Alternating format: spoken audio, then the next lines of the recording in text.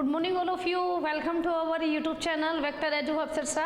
मैं आप लोगों की इंग्लिश ट्यूटर नूपुर मैम। मैं आप लोगों को आज सब्जेक्ट वर्ब एग्रीमेंट में नेक्स्ट स्लाइड में रूल्स करवा रही हूँ। सब्जेक्ट वर्ब एग्रीमेंट मैंने आप लोगों को बताया था क्या होती है। जब भी कोई भी वर्ब जो है सब्जेक्ट से एग्री होती है तो उसे सब्जेक्ट वर्ब एग्रीमेंट बोलते हैं। इस चैप्टर में आप लोगों को कुछ रूल्स नाउन के भी मिलेंगे, कुछ टेंसेस के भी होंगे और कुछ आप लोगों को प्रोनाउन के मिलेंगे। तो ग्रामर ने इस चैप्टर का नाम रखा है सब्जेक्ट वर्ब एग्रीमेंट। तो आज के स्लाइड में आज का जो रूल है वो देखो।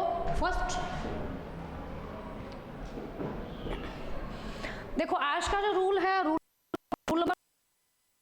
इफ टू नाउन्स, अगर दो noun, noun means naming words, अगर दो नाउन किससे कनेक्ट हैं एंड से, तो वर्ब क्या हो जाएगी, प्लूरल यूज होगी। कब यूज होगी प्लूरल वर्ब, जब दो नाउन एंड से कनेक्ट होंगे। तो हमें लिखना है एग्जांपल रवि एंड रीना, दो नाउन है किससे कनेक्ट है एंड से, तो क्या हो जाएगा इधर हैव यूज होगा ना कि एज यूज होगा।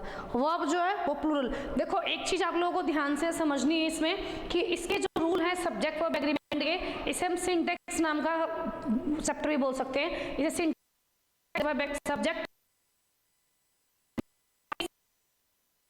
एक जैसे लगेंगे, लेकिन आप लोगों को बारीक से पढ़ने हैं रूल ताकि आप लोग इनमें डिफरेंस देख पाओ।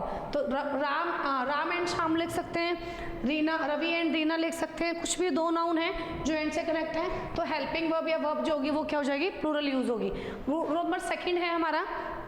रूल नंबर सेकंड क्या कह रहा है, if family related words, family related means father brother sister guardian, अगर ऐसे वर्ड्स कनेक्ट है किससे एंड से, बिफोर इट पोजेसिव, ऐसे वर्ड्स यूज हो रहे हैं फादर मदर रिलेशन वाले, तो उससे पहले क्या आ जाए, पॉजिटिव एडजेक्टिव आ जाए तो क्या हो जाएगा, प्लूरल वर्ब यूज होगी। आप लोगों को ये लिटरली बार बार देख के याद रखने हैं रूल, क्योंकि मोस्टली रूल जो एक दूसरे से मैच होते हैं। जैसे लिखा father and mother, father and mother relation वाले वर्ड्स हैं तो यहाँ किससे कनेक्ट है एंड से। उससे लिखा मेरे फादर, योर फादर भी आ सकता है, योर फादर एंड मदर भी आ सकता है, ब्रदर एंड सिस्टर भी आ सकता है। तो यहाँ आप लोगों को प्लूरल वर्ब यूज, तो प्लूरल वर्ब मेन वर्ब होगी तो भी प्लूरल यूज होगी, हेल्पिंग वर्ब होगी तो भी प्लूरल ही यूज होगी। तो आप लोग को यहाँ आर यूज करना है ना कि इज। क्लियर है। उसके बाद है हमारा number third. Rule number third क्या है, इफ टू सिंगुलर नाउन्स, अगर दो सिंगुलर नाउन कनेक्ट हैं किससे एंड से, एंड से कनेक्ट हैं बिफोर इट, दो नाउन एंड से कनेक्ट है और उससे पहले क्या आता आर्टिकल आ जाए एडजेक्टिव आ जाए, तो क्या होगा हमारा सिंगुलर वर्ब। जैसे मैंने लिखा इधर दो नाउन हुए ये, ठीक है, क्या हुए दो नाउन है। अब दो नाउन किससे कनेक्ट है एंड, इससे पहले क्या आ जाएगा, इससे पहले वाले में क्या था फैमिली रिलेटिंग वर्ड्स से, और उससे पहले क्या था पॉजिटिव एडजेक्टिव। यहाँ क्या लिखा हुआ आर्टिकल या कोई भी पॉजिटिव एडजेक्टिव आ जाए तो आप लोगों को क्या यूज करना, हेल्पिंग वर्ब सिंगुलर यूज करनी है। यहाँ लिखा हुआ देखो सिंगुलर वर्ब यूज होगी, और जो फैमिली वर्ड्स वाला रूल है उसमें हेल्पिंग वर्ब या वर्ब जो होगी वो क्या यूज होगी, प्लूरल। तो आप लोगों को एक दूसरे से अपोजिट है ये रूल। दो नाउन एंड से कनेक्ट है उससे पहले आर्टिकल यूज होगा या फिर पॉजिटिव एडजेक्टिव, तो आप लोगों को क्या यूज करना है, हेल्पिंग वर्ब या वर्ब सिंगुलर यूज करनी है। बहुत इजी रूल है, बहुत इजी चैप्टर है ये। उसके बाद है rule number third. Rule number third हमारा क्या कह रहा है, रूल नंबर थर्ड कह रहा है इफ टू नाउन्स, अगर दो नाउन्स कनेक्टेड है एंड से, ठीक है, पिछले वाला रूल सेम रिपीट हो रहा है, बिफोर बोथ नाउन्स, किसी भी पहले उसमें एक नाउन से पहले आर्टिकल या पॉजिटिव एडजेक्टिव था, इसमें क्या कह रहा है दोनों नाउन एंड से कनेक्ट है, दो नाउन और दोनों से पहले आर्टिकल या पॉजिटिव एडजेक्टिव होगा तो ऑटोमेटिक है उधर सिंगुलर वर्ब यूज हो रही थी तो इधर क्या यूज हो जाएगी, प्लूरल। और क्या डिफाइन करेंगे, ये दोनों जो नाउन हैं जो एंड से कनेक्ट होंगे वो डिफरेंट पर्सन्स या थिंग्स के बारे में बताएंगे। क्या बताएंगे, डिफाइन टू डिफरेंट पर्सन्स या थिंग्स के बारे में। लिखा मैंने एग्जाम्पल में the principal and the secretary, वहाँ सेक्रेटरी में दा नहीं दिया हुआ था, ओनली प्रिंसिपल से पहले दा था, तो हमने हेल्पिंग वर्ब क्या लगाई थी, उधर प्लूरल लगाई थी। उधर प्लूरल उधर सिंगुलर लगी है तो ऑटोमेटिक सा रूल है इधर क्या लग जाएगी, प्लूरल यूज होगी, यहाँ नहीं यूज होगा। क्यों, क्योंकि दो नाउन है एंड से कनेक्ट हैं और इससे पहले दोनों से पहले क्या लिखा हुआ है, आर्टिकल दिया हुआ है, तो आप लोग को इधर क्या लिखना है, वर्ब क्या हो जाएगी हमारी, प्लूरल हो जाएगी। उसके बाद है rule number fourth. Rule number fourth हमारा क्या कह रहा है, इफ टू नाउन्स, अगर दो नाउन कनेक्ट हैं एंड से, अब आप लोग सोचोगे तो सारे सेम रूल हो रहे। If two noun connect with and before first noun, अगर किसी भी दो नाउन कनेक्ट है एंड से, और वो कह रहा है कि क्या दो नाउन एंड से कनेक्ट है उससे पहले ईच या एवरी। अच्छा, लाइफ में एक बात या एक रूल याद रखना, क्या किसी भी सेंटेंस में अगर ईच, एवरी, ईदर, नीदर आता है तो हमेशा सिंगुलर ही नाउन यूज होगा और सिंगुलर ही वर्ब यूज होगी। ऑटोमेटिक एक रूल इस अलग से डिफरेंट, वो क्या है, ईच के बाद अगर ऑफ आ जाता है तो वहां आप लोगों को नाउन ओनली प्लूरल लिखना है, हेल्पिंग वर्ब सिंगुलर ही यूज होगी। Is that clear? अब वो कह रहा है टू नाउन्स एंड से कनेक्ट है और उससे पहले क्या हो जाएगा, ईच और एवरी। तो अभी मैंने बताया ईच और एवरी हमेशा क्या लाते हैं, सिंगुलर वर्ब, तो यहाँ हमेशा क्या यूज होगी, सिंगुलर ही वर्ब यूज होगी। अब लिखा मैंने each pen and pencil is red, दो नाउन है एंड से कनेक्ट है, यहाँ क्या लिखा हुआ ईच, तो क्या हो रहा, ईच का मीन्स होता है बच्चों प्रत्येक, मतलब कि सिंगल चीज की बात हो रही है। ईच, एवरी क्या होता है, प्रत्येक बच्चों की, प्रत्येक पेंसिल की, हर पेंसिल की, हर पेन की बात हो रही है। तो यहाँ जाएगा ईच आने से सिंगुलर ही वर्ब यूज होगी, इज यूज होगा, ना कि दिया होगा वो यूज होगा। बच्चे कई बार दिमाग लगाते हैं कि दो नाउन एंड से कनेक्ट है तो हम प्लूरल लिख देंगे, तो हमेशा हेल्पिंग वर्ब सिंगुलर यूज होती है। कुछ इसके रूल्स और भी है। अब देखो रूल नंबर 5 में क्या कह रहा है, वो ईच अगर यूज हो रहा है एज ए सब्जेक्ट, सोचने वाली बात है, वहां तो ईच भी सब्जेक्ट था लेकिन यहाँ वो कह रहा है each used as a subject. अब यहाँ लिखा each has, each has a pen, तो हर किसी के पास क्या है, अपना पेन है, ये क्लियर है? Is that clear? Each has a pen, प्रत्येक बच्चे के पास अपना पेन है। अब वो कह रहा है इसी का सेकंड, विद ईच अगर प्लूरल प्रोनाउन आ रहा है या प्लूरल नाउन आ रहा है तो वर्ब क्या यूज होगी, हमारी प्लूरल यूज होगी। क्या यूज होगी, प्लूरल। अगर ईच के एक्सेप्शन समझ लीजिए ईच का, ये कि ईच का जो बाद वाला रूल है वो क्या है, ईच के साथ अगर नाउन आता है बहुवचन संख्या में, अगर नाउन आ जाता है या प्लूरल आ जाता है तो हेल्पिंग वर्ब या वर्ब क्या होगी, प्लूरल। वी लिखा हुआ है और ईच लिखा हुआ है, तो हम किसको देखेंगे, एज ए सब्जेक्ट जो यूज हो रहा है वी, तो इसके अकॉर्डिंग क्या आ जाएगा, हैव आ जाएगा। बॉयज आ सकता था, इधर गर्ल्स आ सकता था, टीचर्स, टेबल्स, कुछ भी प्रोनाउन या नाउन प्लूरल आएगा। और उसमें अगर ईच दिया हुआ है तो आप लोग को इग्नोर करना है और एज ए सब्जेक्ट जो नाउन होगा या प्रोनाउन जो यूज हो रहा उसके अकॉर्डिंग यहाँ वर्ब यूज करनी है। उसी के बाद है रूल नंबर 6। रूल नंबर 6 है हमारा each of, either of, neither of के साथ अगर प्लूरल नाउन है या प्लूरल प्रोनाउन है तो वर्ब हमेशा सिंगुलर ही यूज होगी।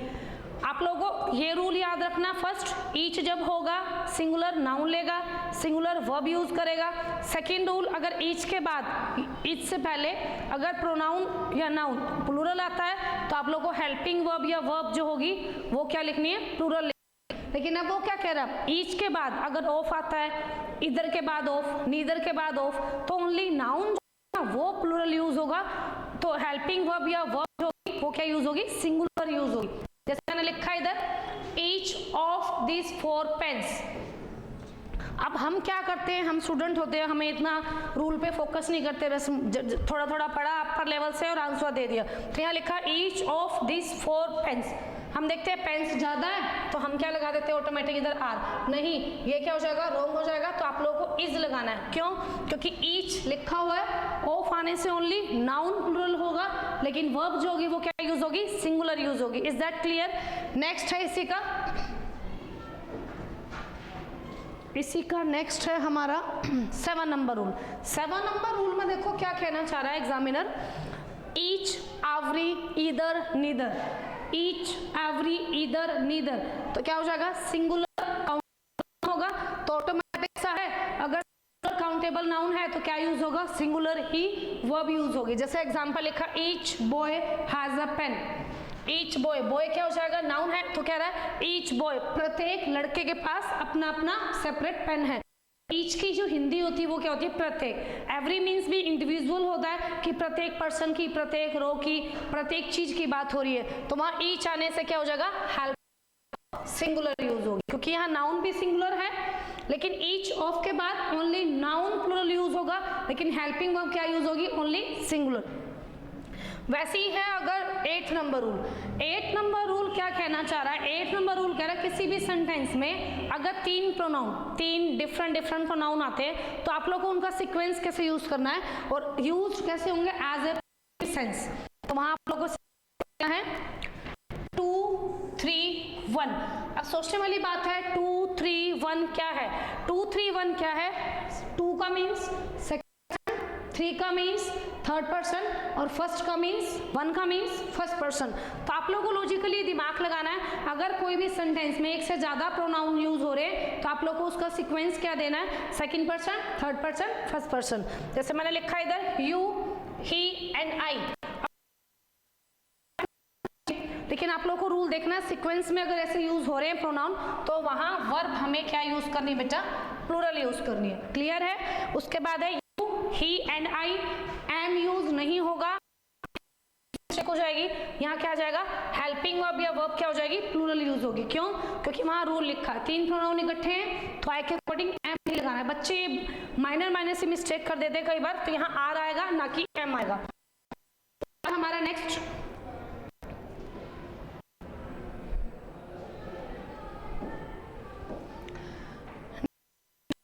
रूल नंबर 8 का सेकंड रूल।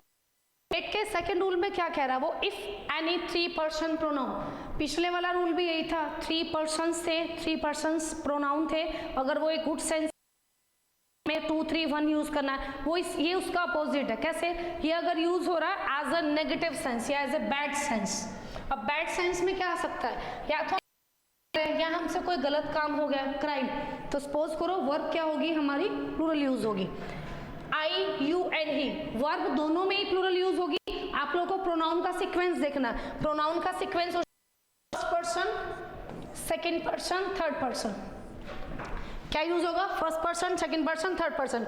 आई, आप लोगों को प्रोनाउन बेसिक है, प्रोनाउन में first person, second person, third person याद होने चाहिए। मैंने प्रोनाउन की स्लाइड में डाला हुआ है तो आप लोग प्लेलिस्ट में जाकर देख सकते हो। I, my, me first person, you, your, you second person, he, his, him third person. तो first person, second person and third person. तो ही के अकॉर्डिंग यहाँ इज नहीं। आप लोग को देखने में ये रूल जो है वो थोड़े से डिफरेंट लगेंगे, थोड़े अटपटे जो पहली बार सुन रहे हो, लेकिन यहाँ वही होगा जो मैं लिख रही हूँ। उसके बाद है रूल नंबर 9।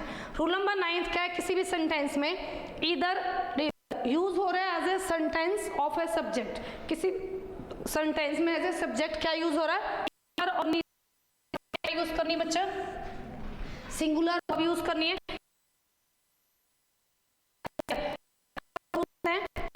एंड इधर लिखा है इधर इज वेंटिलेटेड। अब इधर आने से एज ए सब्जेक्ट यूज हो रहा है तो यहाँ हमेशा क्या यूज होगा? इज। मतलब मैं आपको बार बार नहीं कहना चाहूंगी कि आप लोगों को रूल याद रखने हैं कौन से। ईच, एवरी, इधर, नीदर अगर आए हेल्पिंग वर्ब या वर्ब सिंगुलर यूज होगी। अगर ईच के बाद प्लूरल प्रोनाउन या नाउन आता है तो प्लूरल यूज होगा। ईच के बाद अगर ऑफ आता है तो आप लोगों को नाउन ओनली प्लूरल लिखना है, लेकिन वर्ब क्या यूज होगी? सिंगुलर यूज होगी। आज की स्लाइड में आज के लिए इतना ही है। तो आप लोगों को ये रूल देखो ध्यान से उतारने हैं और समझने भी हैं। ये मोस्ट इंपॉर्टेंट चैप्टर है आप लोगों का, सब्जेक्ट वर्ब एग्रीमेंट। अगर आप लोगों को ये वीडियो अच्छी लगे, बेनिफिट लगे इन वीडियो से, तो आप लोगों को ये वीडियो ज़्यादा लाइक करनी है, शेयर करनी है एंड सब्सक्राइब करना मत भूलिएगा। Have a nice day, bye.